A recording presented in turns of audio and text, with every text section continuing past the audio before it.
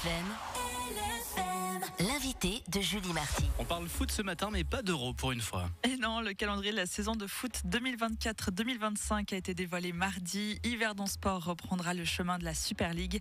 Meldin Sinanovic, vous êtes le vice-président d'Yverdon Sport. Bonjour. Bonjour. Il y a quelques semaines, s'est clôturée la saison 2023-2024. Yverdon Sport a terminé à la 9e place. Quel bilan vous faites de cette saison ? On fait un très bon bilan. Donc, le but cette saison était de se maintenir. On a atteint notre but, donc globalement on est très satisfait. Il y avait 3 clubs vaudois en Super League cette saison. Vous finissez en tête juste devant le Lausanne Sport. C'est une belle reconnaissance. Oui, après c'est pas le plus important pour nous. On se focalise vraiment sur notre équipe, sur ce qui se passe à Yverdon Sport. Donc c'est pas. Tout le monde parle du fait qu'on a fini devant Lausanne, mais c'est pas ce qui nous importe le plus. Vous avez repris le chemin de l'entraînement lundi. Comment ça se passe ? Ça se passe très bien. Les joueurs sont plutôt en forme. Donc après 3 semaines de vacances, on est content. C'est un sacré challenge après 3 semaines de vacances. Oui, toujours. Meldin Sinanovic, vous êtes vice-président d'Yverdon Sport. Quels sont vos objectifs pour cette saison ? Le premier, c'est encore une fois le maintien, bien entendu. Et puis après, on aimerait bien finir dans les 6 premières places dans le 33e tour, au 33e tour. Donc, On apprenait il y a quelques jours que plusieurs joueurs ne seront pas prolongés, tout comme l'ancien entraîneur assistant. Et pour l'heure, une seule arrivée a été confirmée. Le mercato, il n'est pas encore terminé ?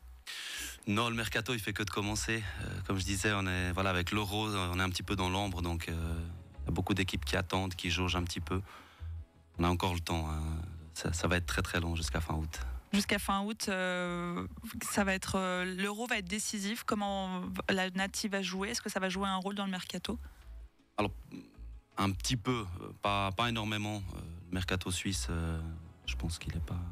C'est pas l'Euro n'atteint pas le mercato suisse, mais voilà, c'est clair qu'on attend tout de même.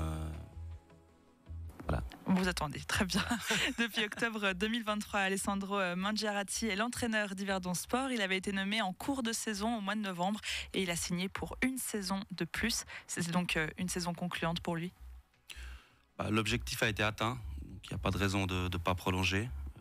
Puis on aimerait aussi créer une équipe, donc pas changer tout le temps que ça soit entraîneur ou... Pour créer une cohésion d'équipe, en fait. Pour créer une cohésion d'équipe, exactement.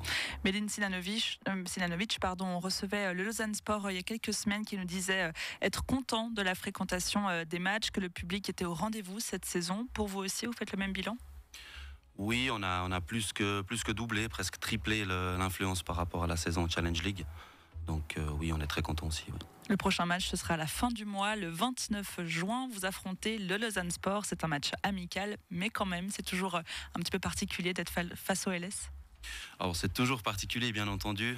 Après, voilà, comme vous le dites, ça reste un match amical. Et ça sera l'occasion de faire jouer des joueurs, d'essayer un petit peu l'équipe, de faire tourner. Mais c'est ce type de rencontre où il y a justement plus de fréquentation ? En termes de public ? En termes de public ? Non, pas spécialement. Là, c'est pour l'inauguration d'un stade à la Sarah. Après, il peut y avoir du monde. Il n'y a pas vraiment de règles à ce niveau-là. En juin, depuis le début du mois de juin, ont débuté les travaux de réfection totale du stade municipal d'Yverdon, tribunes et terrain, en collaboration avec la ville du Bout-du-Lac, propriétaire de l'infrastructure. Le projet prévu sur 3 ans est estimé à 15 millions de francs. C'est ce qui vous manque pour intégrer le top 6 de la Super League ? Je dirais pas que c'est ce qui nous manque, mais le fait d'être en Super League, je pense qu'il faut déjà qu'on ait un stade. C'est pour ça qu'il y a tous ces travaux. On a une première étape cet été avec une tribune provisoire pour se mettre en règle avec la Super League. Et puis dans un deuxième temps, sur 2-3 ans, un projet avec un stade fermé. Parce que vous aviez commencé la saison dernière sans un vrai stade, en fait, qui n'était pas en tout cas aux normes de la Super League. On a commencé avec des dérogations, oui, tout à fait. Ces dérogations, on devait les mettre en normes cette saison. Puis... c'est pour ça qu'on fait une tribune provisoire, sinon on aurait commencé directement avec un projet définitif.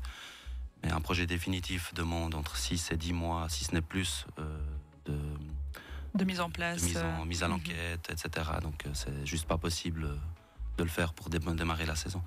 En avril dernier, le président d'Yverdon Sport était l'invité du Club des 1000. Il évoquait comme objectif à long terme une place européenne. Pour vous aussi, c'est un objectif ? Oui, bien sûr, ouais, c'est clair. On se cache pas de le dire, hein, donc voilà, le chemin va être long, peut-être un peu plus court, on verra.